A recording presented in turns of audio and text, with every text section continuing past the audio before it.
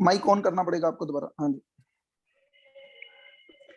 संजय उवाच, संजय ने कहा, हे भरतवंशी अर्जुन, संजय ने कहा, हे भरतवंशी, अर्जुन द्वारा इस प्रकार संबोधित किए जाने पर भगवान श्री कृष्ण ने दोनों दलों के बीच में से उस उत्तम रथ को लाकर खड़ा कर दिया। से कहीं नहीं लिखा है, दोबारा पढ़ बीच सकते हैं में एक बार? हाँ, से नहीं लिखा है। कुछ प्रभुपाद जी एक बार बोले कि अगर हम इन ग्रंथों को समझना चाहते हैं तो हमें कैसे समझना चाहिए इन ग्रंथों को? एज इट इज, ना इसमें कुछ ऐड करना है और ना इसमें से कुछ सब्ट्रैक्ट करना है। जैसे ही हम कोई भी शब्द इसमें ऐड कर देते हैं ना, तो उसका मतलब ही बदल जाता है। आप कभी भी ट्राई करके देख लीजिएगा। तो ठीक है, एक और श्लोक पढ़िएगा। भीष्म, द्रोण तथा विश्व भर के अन्य समस्त राजाओं के सामने श्री भगवान ने कहा कि हे पार्थ, यहाँ पर एकत्र सारे कुरुओं को देखो। ठीक है, तो अब आप कुछ बताइए, ये 3 श्लोक आपने पढ़े, इनमें से कैसे भगवान की भक्त वत्सलता नजर आती है? पुनः एक बार बता सकते हैं? प्रभु जी, एक तो ये यहाँ भी ये आ रहा है कि जब अर्जुन जी ने उनको बोला, भगवान को बोला कि मेरा रथ जो है उनको ऑर्डर ही किया कि जो मेरा रथ है वो जहाँ वहाँ मतलब कि दोनों सेनाओं के बीच में जाके खड़ा कर दो। तो भगवान ने जैसे उनका ऑर्डर मानते हुए जो उनका रथ था वो वहां पे जाके खड़ा कर दिया। जैसे भगवान तो अच्युत हैं, वो अपने पद से नहीं गिरते, मगर भक्त के लिए उन्होंने जैसे उसका ऑर्डर भी जो है उनका था वो स्वीकार कर लिया। देखो, कितनी इसके ऊपर कोई कहानी सुनाइए।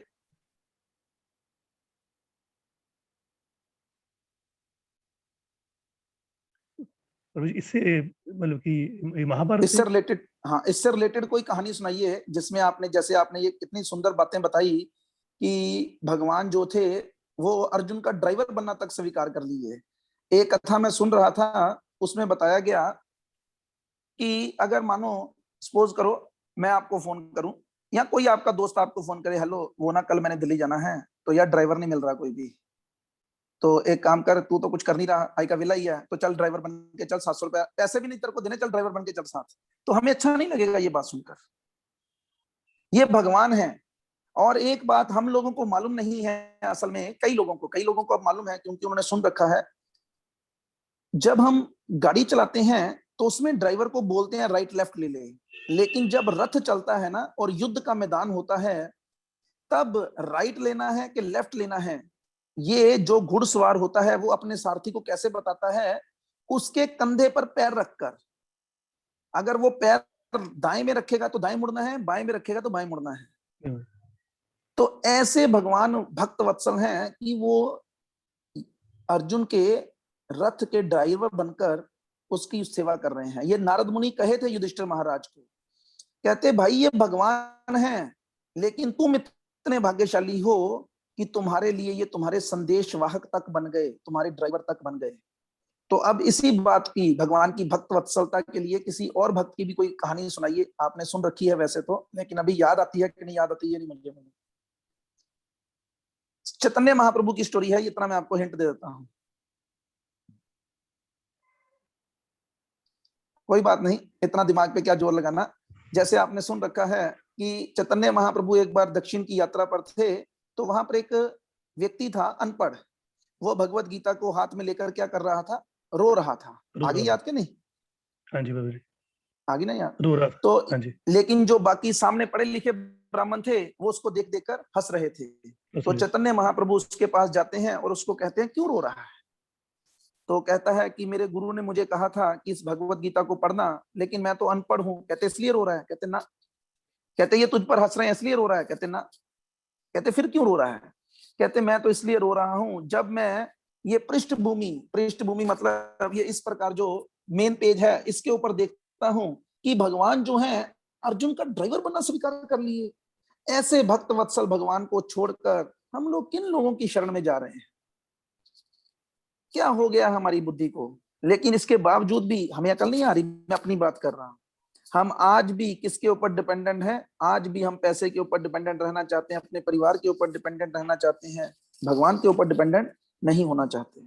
और शरणागति का पहला रूल ही ये है कि भगवान हमारे रक्षक हैं, भगवान हमारे पालक हैं, ऐसी भावना अपने अंदर सुदृढ़ करना। और आपने क्या देखा इसमें कि भगवान भक्त वत्सल हैं? कुछ और बताइए। बढ़िया था ये जो आपने पॉइंट बताया, ये बहुत बढ़िया था। और भी एक दो पॉइंट अगर आप चर्चा कर सकें तो।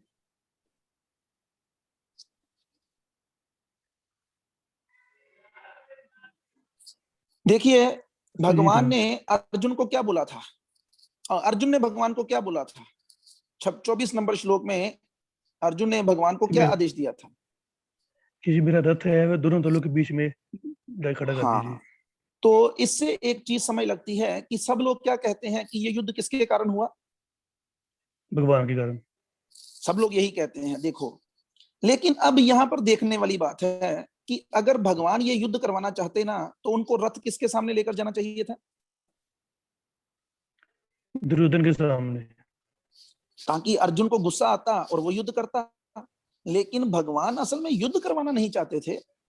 भगवान तो धर्म की स्थापना करना चाहते थे, और उस धर्म की स्थापना करने के लिए भगवत गीता का ज्ञान बहुत जरूरी था। इसलिए भगवान ने क्या किया? युद्ध ना करवाने के कारण ही उस वक्त क्या किया? रथ को कहां पर खड़ा कर दिया जाकर? भीष्म और द्रोण के सामने खड़ा कर दिया, द्रोण के। ताकि अर्जुन जो है वो और भ्रमित हो, और क्या हो, उन्हें ये भगवत गीता का संदेश किसके लिए छोड़ने का अवसर मिले? हमारे लिए। हमारे लिए। अरे, अर्जुन तो उसी वक्त भगवान का सानिध्य प्राप्त कर कर गोलोक वृंदावन चला गया होगा, लेकिन हम लोग कैसे जाएंगे? हम लोगों के लिए भगवान ने ये भगवत गीता अर्जुन को बोलकर छोड़ दी। लेकिन हम इतने कमबख्त हैं कि भगवान के द्वारा छोड़ी गई इस विद्या को हम स्वीकार करने में असमर्थ अपने आप को बता रहे हैं। हमारे पास इतना भी समय नहीं है कि हम लोग इसका अध्ययन कर सकें अच्छे से। अभी आप कहेंगे प्रभु जी सुन तो रहे हैं और कैसे करें? अरे, मैं आप लोगों को थोड़ा कह रहा हूं, मैं तो उन लोगों को कह रहा हूं। देखो, रात को कितने लोग थे क्लास में? 100 100 लोग थे। ठीक है कि नहीं? अभी किधर गए सबके सब? अभी सब निद्रा के आगोश में चले गए। हालांकि आज लॉकडाउन है, छुट्टी का माहौल है, आप उठ जाएं कोई तो बाद में सो सकते हैं, लेकिन नहीं, हमें तो नींद प्यारी है। लेकिन एक दिन ऐसा सोना है सबने, इस कोरोना के अंदर नजर आ रहा है, जिसको कोरोना हो जाता है ना, वो वैसे डर जाता है थोड़ा बहुत कि पता नहीं क्या होगा। लेकिन डरने के बावजूद भी नतीजा क्या? अरे, डरने का लाभ तो तब है अगर हम फिर भक्ति की तरफ आगे बढ़े तो इस प्रकार से इन श्लोकों के अंदर भगवान की भक्त वत्सलता जो है वो नजर आ रही है। ठीक है, आपने 26 नंबर पढ़ दिया? हाँ जी, 25 पढ़ा, 25 पढ़ा मैंने। 25 पढ़ा, ठीक है, आप रख सकते हैं। तो मोनिका अग्रवाल माता जी, आप पढ़िएगा। हरे कृष्णा प्रभु जी। हरे कृष्णा। भीष्म, द्रोण तथा विश्व भर के अन्य समस्त राजाओं के सामने भगवान ने कहा कि हे पार्थ, यहाँ पर एकत्र सारे कुओं को देखो। आगे।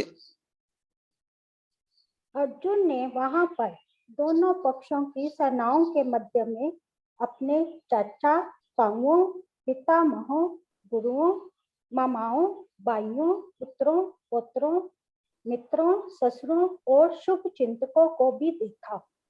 आगे। जब कुंती पुत्र अर्जुन ने मित्रों तथा संबंधियों की इन विभिन्न श्रेणियों को देखा तो वह करुणा से अभिभूत हो गया और इस प्रकार बोला। इस प्रकार बोला, ठीक है, आप रख सकते हैं। तो इस प्रकार अब हम तीसरे सेक्शन, दूसरा जो इस अध्याय को जैसे 2 सेक्शंस में बांटा गया था, हमने 3 दिन पहले बताया था। पहला सेक्शन था 1 से 27, जिसमें बताया गया युद्ध के बारे में और भगवान कैसे भक्तवत्सल हैं और पांडवों की विजय के 5 चिन्ह या 4 चिन्ह जो भी थे। अब दूसरे सेक्शन का क्या नाम है, तो इसके बारे में हम आगे बढ़ते हैं। कुछ लोगों ने पहले रेज हैंड किए थे, अब सब सो गए हैं फिर से। दीपक प्रभु, आप पढ़ेंगे? प्रभु जी पढ़ूंगा तो नहीं, एक प्रश्न है, अगर आप आज्ञा दे तो। हाँ जी, very good, very good, very good. प्रश्न पूछने वाले व्यक्ति का तो हमेशा ही स्वागत है। नहीं प्रभु जी, आपको पता नहीं लगेगा कैसा पूछ रहा है मेरे से। प्रभु जी मेरे ना, मैं मम्मी को, अपने मम्मी को बोलता हूँ, मैं कहता हूँ मम्मी तुम भक्ति कराया करो। ठीक है। तो मम्मी कहते हैं कि बेटा जब तुझी कृपा होएगी ना उदय मैं भक्ति कर सकती हूँ, मैं भक्ति नहीं तो बिना होनी मेरे को। एक मिनट प्रभु जी, बिल्कुल, एक मिनट। तो मैंने कहते उसकी मर्जी के बिना पत्ता नहीं रहता। बिल्कुल। क्या कहना चाहिए मुझे उन्हें? हाँ, उन्हें कुछ भी नहीं कहना चाहिए। अभी देखो, उनको हम कुछ प्रभु जी कहेंगे ना। हाँ जी, हाँ जी। मैं आपका प्रश्न, अगर और प्रश्न को आगे बढ़ाना चाहते हो तो आप बढ़ा सकते हैं, नहीं बोल सकते हैं प्रभु कुछ जी, और भी अगर बोलना। आप बताइए।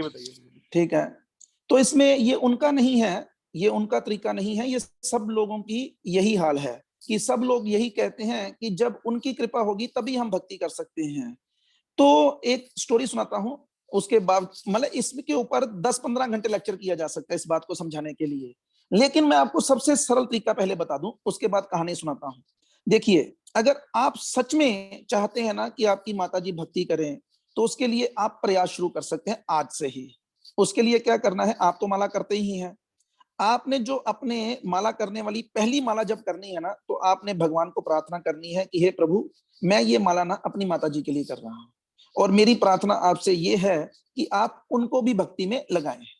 तो जैसे ही आप ऐसा करेंगे, और आप ये भी बोल सकते हैं कि इसका जितना भी फल है वो सारा मेरी माताजी को मिले। तो इस प्रकार से मैं आपको गारंटी के साथ कहता हूं, विद इन 1 मंथ आप उस माला का असर देखेंगे कि जो आप अपनी माताजी के लिए या किसी भी व्यक्ति के लिए आप इस प्रकार से करेंगे। अगर ये मैंने प्रैक्टिकली आजमाई हुई है बात, ये मेरी बात नहीं है, मुझे मेरे शिक्षा गुरु ने ये बात बताई थी। मैंने भी उनसे किसी वक्त ये प्रश्न किया कि प्रभु जी, हम कुछ लोगों को बदलना चाहते हैं लेकिन वो सुनते ही नहीं हमारी बात।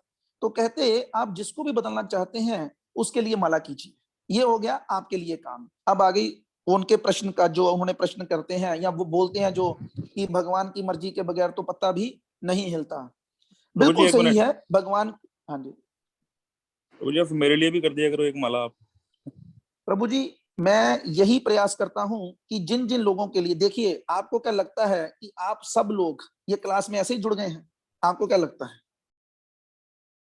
इसके पीछे प्रार्थना ही कार्य कर रही है। सोचना चाहिए ये बात, आप सोचिए, क्या ख्याल है आपका? देखो, और भी तो लोगों को, आपको क्या लगता है केवल आपको मैसेज भेजा गया? आपको नहीं भेजा गया, और भी लोगों को भेजा गया, लेकिन प्रार्थना आपके लिए हुई, और उस प्रार्थना के कारण ही भगवान क्या है। देखो, मैं अगर आपको डायरेक्ट भी कुछ कहता हूं ना, तो वो भी आप तभी मानेंगे जब भगवान आपको मानने की शक्ति देंगे, जैसे आपकी माताजी कहते हैं। तो मैं क्यों ना आपको कहने के बजाय भगवान को बोलूं। एक बहुत बड़े संत हैं, वो बोलते हैं, कहते, कथा वो नहीं होती जब एक व्यक्ति बोले और दूसरा सुने। कथा वो भी नहीं होती जब एक अपने मन से बोले और दूसरा मन से सुने। कहते, सच्ची कथा तो वो होती है जब एक हृदय में जो परमात्मा बैठा है वो बोलता है, और जो दूसरे हृदय में परमात्मा बैठा है वो सुनता है। कथा वो होती है। इसलिए कभी ये नहीं सोचना चाहिए, कभी ये मानना भी नहीं चाहिए कि मैं किसी को बदल सकता हूं। कोई किसी को नहीं बदल सकता, बदलने वाला भगवान ही है। लेकिन अब उनकी बातों में कहां पर थोड़ी सी कमी है, वो ये है, वो सोच रहे हैं जब भगवान की कृपा होगी तब बदलेंगे। अरे भगवान की कृपा है तभी तो आप उनको बोल रहे हैं। भगवान खुद थोड़ा आएंगे बोलने के लिए, भगवान आपका रूप लेकर उनको समझा रहे हैं कि मम्मी भक्ति कर लो। भगवान के साथ तो कोई भी रिश्ता हो सकता है, तो भगवान आपके मुखारविंद से उनके सामने बोल रहे हैं, तो भगवान उनको बता रहे हैं। लेकिन अब बेसिकली वो अपने ऊपर अपनी कृपा नहीं करना चाहते। तो इसके ऊपर एक कहानी आती है दामोदर लीला की। आप उनको ये घटना सुना सकते हैं, आपने तो ये घटना काफी बार सुन रखी है, लेकिन आप आज उनको सुना सकते हैं कि क्या हुआ। दामोदर लीला में जब रस्सी बंध रही थी ना, तो हर बार कितनी उंगली छोटी होती थी, आपको याद होगा, है ध्यान में? हाँ जी प्रभु जी, 2 या 3 उंगली छोटी हो जाती थी। 2 उंगली छोटी होती थी। हाँ जी। और उसके साथ फिर दोबारा रस्सी बांधी जाती थी, फिर 2 उंगली छोटी होती थी। तब वहां पर जो गुरुजन है वो बताते हैं कि भगवान 2 उंगली ही रस्सी छोटी क्यों कर रहे थे, 4 उंगली क्यों नहीं कर रहे थे, 5 उंगली क्यों नहीं कर रहे थे। तब वहां पर बताया गया कि वो 2 उंगलियां क्या थी, एक जीव का प्रयास और दूसरी भगवान की कृपा। जब तक जीव प्रयास ही नहीं करेगा तब तक भगवान कृपा क्यों करेंगे। ये हो गई शास्त्रों की बात, और इसको वो क्या कर सकती हैं, वो नकार सकती हैं। वो कहती हैं, चल जिन्हें भी तेनों सुनाई है ना, जा ओनू जाए कह हमें कहानियां सुनाया कर बहुतियां, पता नहीं किथों किथों कहानियां लब लियाते ने, 2 उंगली छोटी होगी रस्सी, अही तो नहीं वेखी कदी, वो बोल सकते हैं। अब एक प्रैक्टिकल उदाहरण देखिए। कभी ना कभी आप, ये क्रिस्टल चौक में बड़ी रेहड़ियां लगती हैं, एक जगह पे पाव भाजी की, बंद टिक्की की, कभी गए खाने के लिए वहां पर? हाँ जी, या हाँ जी कभी प्रभु जी। किसी भी रेडी पर गए हैं परिवार के साथ खाने के लिए कुछ? हाँ जी, हाँ जी प्रभु जी, बड़ी बार गए हैं। अभी मानो आप लोगों ने 4-5 जो परिवार के सदस्य हैं, आपने कुछ लिया खाने के लिए, पाव भाजी ली या कुछ भी लिया, तो अब आप खा रहे हैं, लेकिन 2-3 पाव क्या हुए, एक्स्ट्रा पड़ गए, अब खाए नहीं जा रहे, तो घर तो लेके जाने से रहे, तो हम अक्सर क्या सोचते हैं कि किसको डाल देते हैं? कुत्ते को डाल देते हैं। हाँ जी। ठीक है, तो अभी आपने देखा कि दूर, थोड़ी दूर 6-7 कुत्ते जो थे वो किसी गंद वाली जगह पर मुंह मार रहे थे, तो आपने प्लेट में से, अपनी प्लेट में से भी और बच्चे की प्लेट में से भी, पत्नी की प्लेट में से भी, माताजी की प्लेट में से भी सारा सामान इकट्ठा किया और उन कुत्तों की तरफ चल पड़े उनको डालने के लिए। लेकिन एकदम से क्या हुआ, जैसे ही आप चलने लगे आपने देखा कि एक कुत्ता जो है वो बिल्कुल आपके पास ही खड़ा था। तो क्या विचार है आपका कि आप दूर जाएंगे डालने के लिए कि जो कुत्ता पास है उसी को डाल देंगे? पास वाले को प्रभु जी, पास वाले को ही डाल देंगे। उसी प्रकार भगवान सब पर कृपा कर रहे हैं, लेकिन जो व्यक्ति भगवान की तरफ थोड़ा सा आगे प्रयास करता है, तो भगवान उसका हाथ जल्दी पकड़ लेते हैं। तो इसलिए हमेशा याद रखना चाहिए, आप तो खैर उन लोगों को बड़ी अच्छी तरह से जानते हैं, विद्यापूर्ण प्रभु को, मैं उनसे एक बार यही बिल्कुल यही बात बोला था।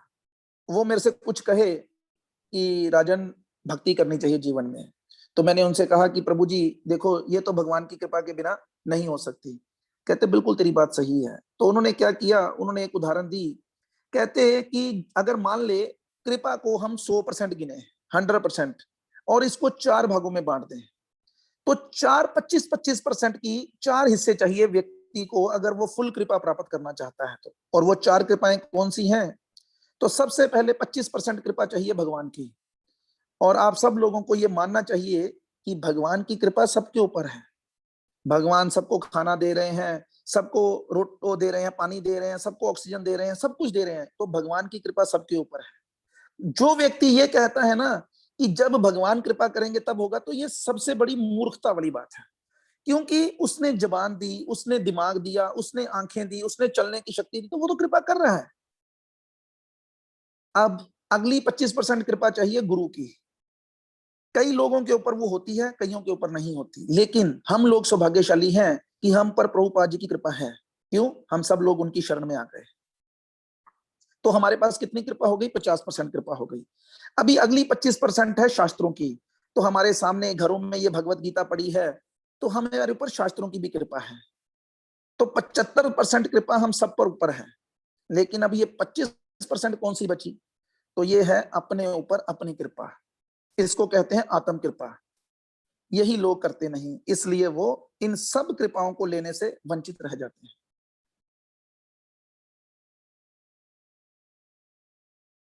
हरे कृष्णा। अगर आप कुछ बोलना चाहते हैं तो बोल सकते हैं। थैंक यू प्रभु जी। लेकिन मैं फिर आपसे यही कहूंगा, हम समझाने की बजाय अगर जो मैंने आपको वो तरीका बताया है ना, अगर आप उसके ऊपर चलें तो वो ज्यादा परफेक्ट मेथड है। इससे क्या होगा, इससे आपकी माला भी अच्छी हो जाएगी। क्यों?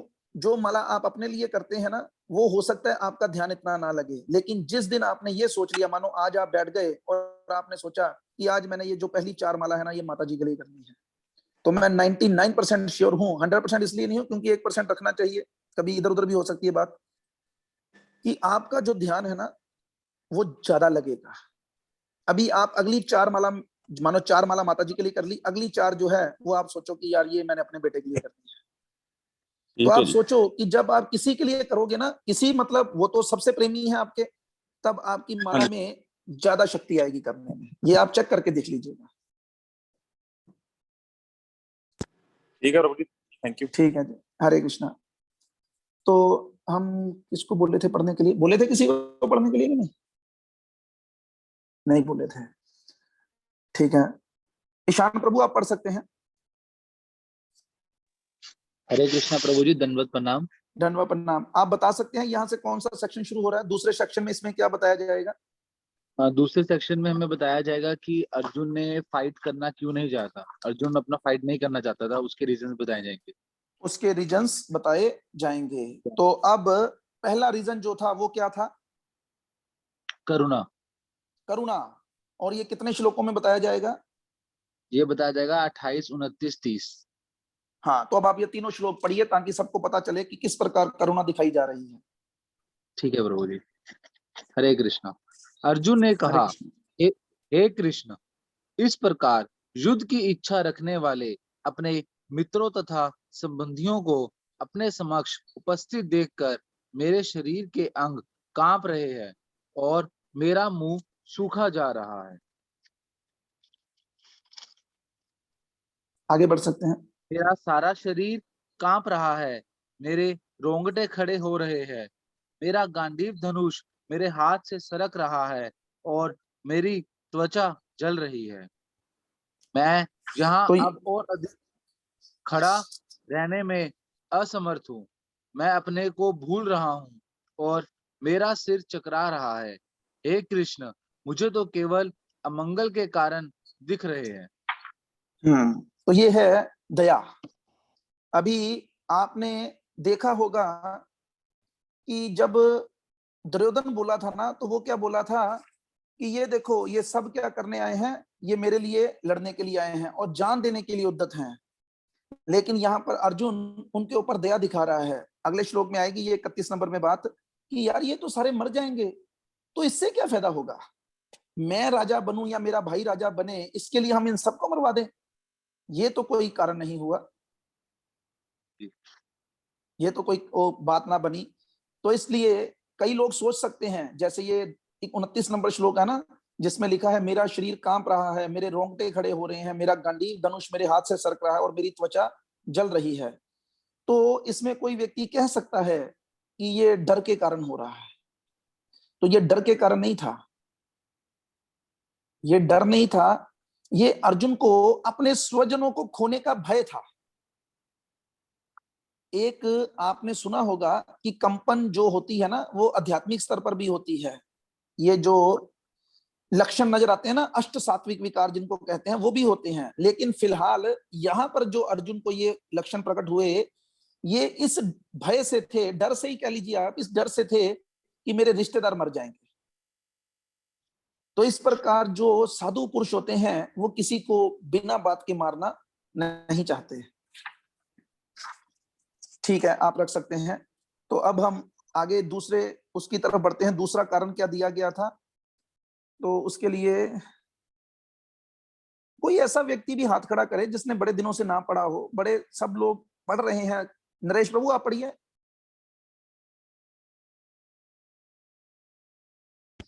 हरे कृष्णा। हरे कृष्ण। आप बता सकते हैं दूसरा कारण क्या था? नो एंजॉयमेंट था ना। नो एंजॉयमेंट मतलब थोड़ा डिटेल में बताइए। कि जब मेरे सारे रिश्तेदार मर जाएंगे तो फिर मैं एंजॉय किसके साथ करूंगा?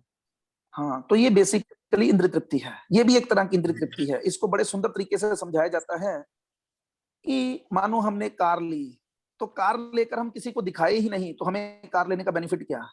कार लेकर बंदा जरा गेड़ी गुड़ी लगाता है, कोई लारंस रोड पे जाता है, कोई अपने रिश्तेदारों के घर में चक्कर लगाता है, कोई दोस्तों को जलाने के लिए जाता है कि देख देख मैंने गाड़ी ली।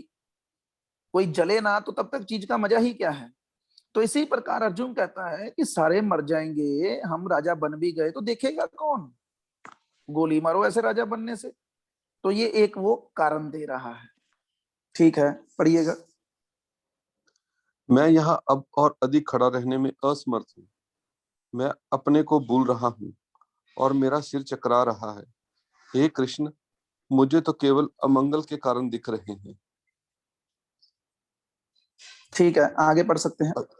हे कृष्ण, इस युद्ध में अपने को स्वजनों का वध करने में मुझे ना तो कोई अच्छाई दिखती है और ना ही मैं उससे किसी प्रकार की विजय, राज्य या सुख की इच्छा रखता हूँ। ठीक है, आगे 32, 33, 34 और 35 इकट्ठा पढ़िएगा। हे गोविंद, हमें राज्य सुख अथवा इस जीवन से क्या लाभ, क्योंकि जिन सारे लोगों के लिए हम उन्हें चाहते हैं, वे ही इस युद्ध भूमि में खड़े हैं। हे मधुसूदन, जब गुरुजन, पितृगण, पुत्रगण, पितामह, मामा, असुर, पौत्रगण, साले तथा अन्य सारे संबंधी अपना अपना धन एवं प्राण देने के लिए मेरे समक्ष तत्पर खड़े हैं, तो फिर मैं इन सबको क्यों मारना चाहूंगा, भले ही वे मुझे क्यों ना मार डालें। हे जीवों के पालक, मैं इन सबों से लड़ने को तैयार नहीं, भले ही बदले में मुझे 3 लोग क्यों ना मिलते हों। इस पृथ्वी की तो बात ही छोड़ दें, भला धृतराष्ट्र के पुत्रों को मारकर हमें कौन सी प्रसन्नता मिलेगी। यदि हम ऐसे आतताइयों का वध करते हैं तो हम नहीं पर पाप चढ़। नहीं, इतना ही, यहीं तक पढ़ते हैं हाँ जी, पहले, 35। क्योंकि ये दूसरा लक्षण यहीं तक दिखाया गया है, ठीक है। हाँ तो इसमें आपने भगवान के कौन कौन से नामों को सुना? प्रभु जी, इसमें भगवान का बताया गया मधुसूदन, गोविंद और जनार्दन भी आया, जीवों के पालक भी आया। ठीक है, तीन नाम तो है। इसके बारे में कुछ बताइए कि गोविंद का क्या मतलब होता है, मधुसूदन का क्या मतलब होता है? प्रभु जी, गोविंद मतलब गोविंद गोवों को आनंद देने वाले। लेकिन अर्जुन गैया कहाँ चरा रहा था उस वक्त? तो गोविंद का मतलब होता है इंद्रियों मतलब को आनंद इंद्रियों देने को। वाले। हाँ जी, इंद्रिय। हाँ, तो इंद्रियों को आनंद देने वाले। अर्जुन ने शुरू की बात कहां से? हे गोविंद। गोविंद। शब्दों, हाँ समझो बात को। हाँ गोविंद जी, कहकर अर्जुन भगवान को क्या कहना चाहता था कि भाई काम वो करो जिससे मुझे आनंद मिले, हाँ जी, काम वो करवाओ मुझसे जिससे मुझे आनंद मिले। तुम ये मुझे कहां युद्ध के लिए प्रेरित कर रहे हो, इससे मुझे क्या आनंद मिलेगा? साथ में ही अर्जुन ने भगवान को क्या कहकर संबोधित कर दिया? मधुसूदन। मधुसूदन। हाँ जी, तो मधुसूदन कहने का उनका तात्पर्य था मधु नामक असुर को मारने वाले। हाँ जी, तो वो कहते हैं यार तुमने राक्षसों को मारा है, ठीक है तुम्हारी बात, और तुम कहां मुझे रिश्तेदारों को मारने में ले आए? हाँ जी। प्रभु उन्होंने भी अपने एक एक मामा का शब्द वध। जो थे, लेकिन वो तो बाद में बताएंगे ना भगवान कि बेटा तू हाँ ये जी, कह रहा है कि मैंने मधुसूदन को मारा है, असुरों को मारा है, रिश्तेदारों को नहीं मारा, लेकिन मैंने अपने मामा को भी मारा है। तो इसलिए लोगों को हर बात समझाने के लिए यहाँ पर बड़े ही सुंदर तरीकों से सुंदर सुंदर शब्दों का इस्तेमाल किया जा रहा है। अभी एक चीज जो देखने वाली थी ना, वो ये है कि कुछ श्लोकों पहले अर्जुन के लिए एक शब्द आया था जिसका मतलब था गुणाकेश। शब्द आया था हाँ ना, जी, अर्जुन को हाँ जी, गुणाकेश हाँ जी, कहकर गुड़ाकेश। हाँ संबोधित जी, किया गया था। हाँ उसका जी, क्या मतलब बताया गया था? कि प्रभु जी उसने अज्ञान और इंद्रिय दोनों पर अपनी विजय प्राप्त कर की। नींद, अज्ञान और हाँ नींद जी, पर विजय प्राप्त कर ली है। विजय। नींद का हाँ जी, मतलब ही अज्ञान होता है। अभी हाँ देखो, जी, एक तरफ कुछ देर पहले उसको ये बताया गया कि वो अज्ञान पर विजय प्राप्त किया हुआ है, और अभी हाँ चार जी। पांच श्लोकों के बाद ऐसा दिखाया जा रहा है वो बिल्कुल ही अज्ञानी है। ये कैसे? ये कैसे हो गया? समझने वाली बात है ना ये भी। हाँ जी, इसमें भी वही चीज छुपी है भगवान की भक्तवत्सलता को ही लेकर, कि भगवान क्या किए हैं, ये भगवान की व्यवस्था थी ताकि भगवान भगवत गीता का उपदेश दे सकें। अर्जुन तो समीप्य मुक्ति के भक्त हैं, भगवान के शुद्ध भक्त हैं, इसलिए उन्हें भगवान के कारण ही इस स्तर में डाल दिया गया। ऐसे नहीं डालते भगवान किसी भी। अभी देखो, जब कोई फिल्म बनती है ना, तो उसमें जब रोल देना होता है ना, तो उसके लिए करेक्टर चुना जाता है। ऐसे नहीं किसको रोल दे दिया जाता है। और जो अच्छा डायरेक्टर होता है ना, वो बड़े ज्यादा पैसे खर्चता है कि इस, जैसे पहले जो विलन बनते थे ना, उनको ये अमरीश पुरी जैसे, डैनी जैसे, जो शक्ल से ही गुंडे लगते थे, उनको बनाया जाता था। लेकिन जब थोड़ी सी पिक्चराइजेशन आगे बढ़ी ना, तब उन्होंने चॉकलेटी हीरो को विलन बनाना शुरू किया। क्योंकि सच्चाई में ही आजकल विलन ऐसे ही होते हैं कि ऊपर से तो वो बड़े सुंदर लगते हैं लेकिन अंदर कुछ और ही है। जैसे एक भजन के शब्द है ना, जो कल हम बोल रहे थे, मैं बोलना चाहता था लेकिन शब्द नहीं मिले। विषयों के राही अब रुक जा, चोला मिला तुझे इंसान का।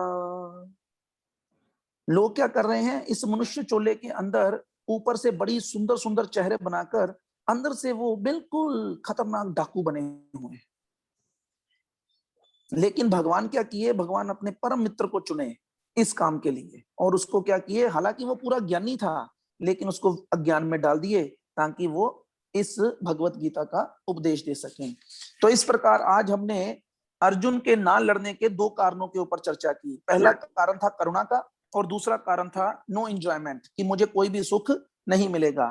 तो कल तो नहीं, अब कल हम ये क्लास जो है वो मंदिर से करेंगे, तो परसों हम आगे इस चैप्टर की कोशिश होगी कि परसों इस चैप्टर को समाप्त कर दिया जाए, पहले अध्याय को, कोशिश रहेगी।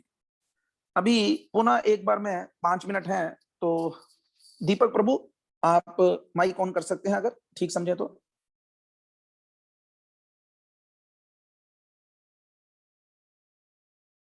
हैं दीपक प्रभु के नहीं चले गए शायद,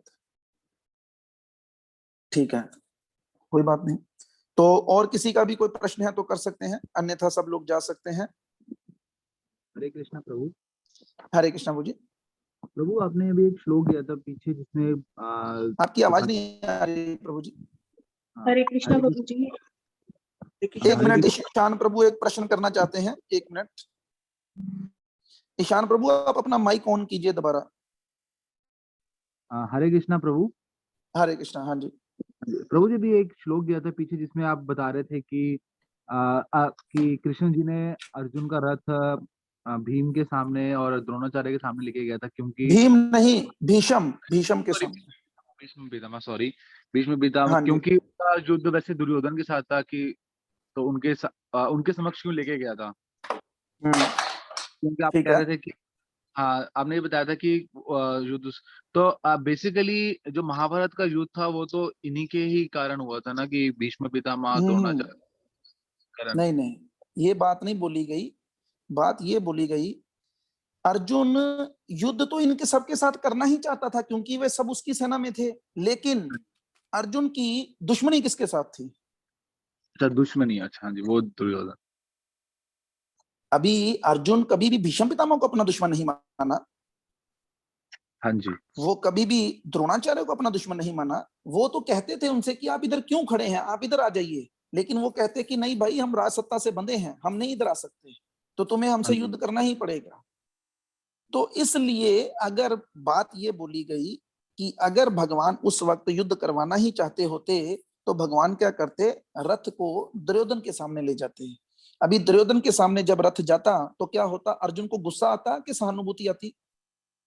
तो उसको गुस्सा आता दुर्योधन के सामने जाके, वो लड़ाई करता। हाँ, तो और वो क्या करता, वो उसी वक्त शंख बजाता और उसी वक्त तीर चला देता।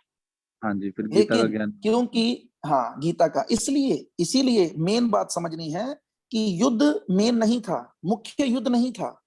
इसीलिए जब चौथे अध्याय में ये पूछा जाता है ना कि भगवान क्यों आते हैं, तब वहां पर श्लोक ये है, परित्राणाय साधूनां विनाशाय च दुष्कृताम, कि भगवान क्यों आते हैं, दुष्टों का नाश करने के लिए आते हैं। लेकिन ये बहुत सेकेंडरी कारण है, ये प्राइमरी कारण नहीं है। प्राइमरी कारण है कि भगवान बेसिकली धर्म की स्थापना करने के लिए आते हैं, भक्तों की रक्षा करने के लिए आते हैं, उन्हें आनंद देने के लिए आते हैं, और साथ में वो दुष्टों का नाश भी कर देते हैं और दुष्टों का नाश करके उनका भी कल्याण करते हैं। लेकिन लोग मूर्खतावश यही सोचते हैं कि भगवान क्यों आते हैं। अच्छा, नरसिंह भगवान क्यों प्रकट हुए? नरसिंह भगवान इसलिए प्रकट हुए थे, उन्होंने प्रहलाद महाराज को वो करने के लिए, क्या कहते हैं उसको, प्रॉपर वर्ड नहीं याद आ रहा, मतलब उनको उद्धार कोई करना। बात नहीं, प्रहलाद उनको सहानुभूति देने के लिए कह लो आप, ठीक है। लेकिन अगर आप किसी से भी पूछोगे ना तो वो यही कहेंगे नरसिंह भगवान प्रकट हुए थे हिरण्यकशिपु को मारने के लिए। हिरण्यकशिपु को मारने के लिए वो प्रकट नहीं हुए थे, वो प्रकट हुए थे, वो दिखाना चाहते थे प्रहलाद महाराज जी को कि तेरी भक्ति से मैं बहुत प्रसन्न हूं, देख तूने मुझे पुकारा और मैं आ गया। और उस पुकार के अंदर वो आकर वो हिरण्यकशिपु को भी मार दिए। हाँ जी, कि तू हमारे भक्तों को इतना सता रहा है, तेरे को भी मार देंगे। इसलिए हमेशा याद रखना है कि भगवान कभी भी कोई अधार्मिक कार्य नहीं करते, भगवान पहले तो वो धर्म धर्म की स्थापना करते हैं। वो तो धर्म की स्थापना, अगर वो कोई अधार्मिक कार्य करते हुए नजर भी आए ना, जैसे कई लोगों को नजर आता है कि वो गोपियों के कपड़े चुरा लिए, उनको नग्न अवस्था में बाहर निकाले पानी से, लेकिन गहराई में जाकर देखेंगे तो वो बेसिकली उनकी इच्छा पूरी कर रहे थे। वो सारी गोपियां उनको पति के रूप में चाहती थी, और शास्त्र कहता है कि कोई भी स्त्री अपने पति के अलावा उसके और किसी के सामने नग्न नहीं हो सकती। तो भगवान ने उनको ये प्रेरणा दी कि ठीक है, मैं तुम्हें पति के रूप में स्वीकार करता हूं। और फिर उसी लीला के अंदर भगवान ने यह भी बताया कि हमें पानी में भी नग्न स्नान नहीं करना चाहिए, उसमें भी देवता होते हैं, वो भी शिक्षा थी एक। इसी प्रकार भगवान की हर लीला में, अब कोई कहते हैं कि भगवान मक्खन चुराते हैं, तो माखन चोर आप उन्हें कैसे कह सकते हो? सब कुछ जब भगवान का है तो चोर तो कोई व्यक्ति तब होता है जब वो किसी का सामान चुराए। जब सब कुछ उनका है, ईशावास्यम इदम सर्वम, सब कुछ मेरा है भगवान कहते हैं, तो चोर कैसे हो गए? तो इन बातों को, इसीलिए तो वो श्लोक है, चौथे अध्याय का 9वां श्लोक इसीलिए है, जन्म कर्म च मैं दिव्यम यो में वेत्ति तत्वतः त्यक्त्वा देह पुनर्जन्म नैति मामेति सो अर्जुना। भगवान के इन जन्म और कर्म के बारे में कैसे जानना है? तत्व रूप में जानना है। तत्व का मतलब होता है गहराई से जानना है। गहराई से। जैसे प्रश्न तो देखो ऊपर ऊपर से ही होते हैं ना लोगों के अक्सर, लेकिन हमें प्रश्नों को बड़ी गहराई से समझने का प्रयास करना है। ठीक है, धन्यवाद। ठीक है प्रभु, हरे कृष्णा। हरे कृष्णा। एक नाम मुझे नया नजर आ रहा है, मायरा थापर, ये एक नाम है। तो ये नए हैं कि पुराना नाम कोई रीनेम करके आया है, तो ये माइक ऑन कर सकते हैं, और अगर इनका कोई प्रश्न है तो वो भी कर सकते हैं।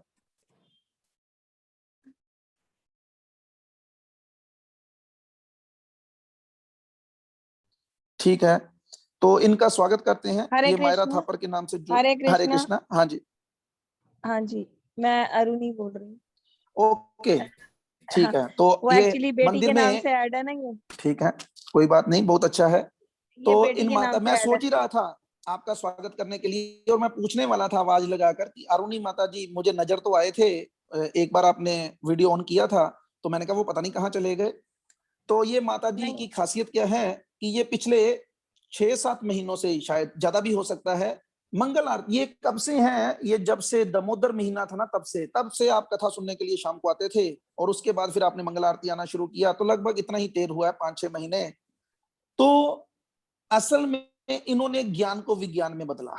ज्ञान बहुत लोगों को है, बड़े लोग आकर कथा सुनते हैं, उसमें बोला जाता है सुबह जल्दी उठो, मंदिर आओ, मंगल आरती दर्शन करो, भगवान की सेवा करो। तो अभी कई लोग सोचते हैं दीक्षा के बगैर सेवा कैसी होगी, तो ये वो भी करके दिखाते हैं। ये मंदिर में सुबह आते हैं, और मंदिर में आने के बाद मंगल आरती अटेंड करने के बाद वहां पे भक्तों के लिए सब्जी भी काट जाते हैं। तो अगर कोई सेवा करने की इच्छा रखे तो भगवान उसको सेवा देते हैं। जैसे अभी प्रभु जी ने प्रश्न पूछा था ना कि वो जब उनकी इच्छा होगी ना, जब हमारी इच्छा होगी ना, तब भगवान कृपा करते हैं। कृपा लेने के लिए भी इच्छा करनी पड़ती है। तो इसलिए इन अरुणी माता जी का हम विशेष स्वागत करते हैं, और सब लोगों से प्रार्थना करेंगे कि इनके लिए उच्चारण किया जाए एक बार, हरे कृष्ण कृष्ण कृष्ण हरे हरे, हरे राम राम राम हरे हरे। तो धन्यवाद माता जी आपका, हरे कृष्णा। प्रभु जी, मैंने ये पूछना था कि शरणागति के 6 लक्षण क्या हैं, क्योंकि आपने लास्ट संडे को भी ये बात बोली थी और क्लियर नहीं की थी, तो ये तब से मेरे दिमाग में क्वेश्चन चल रहा था। ठीक है, आप लिख सकते हैं इनको। जो शरणागति के 6 लक्षण होते हैं वो इस प्रकार से हैं। एक मिनट रुकिए, मैं आपको एग्जैक्ट शब्दों में ही बताता हूं कि वो क्या शब्द हैं।